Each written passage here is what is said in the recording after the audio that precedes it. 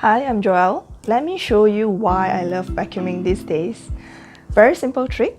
You just need essential oils and a cotton bud or anything that you can find. I normally like to use palmarosa, lemon myrtle, geranium or lavender. You can try any essential oils because most essential oils are antibacterial. So I'll put about 3 drops of palmarosa. Suck it. And there you go. Not only does the essential oils help kill the bacterial and dust mite, you get to diffuse the whole house while doing your chores. The same concept can be applied to a robot vacuum, and we hope we make your chores more enjoyable. Thank you.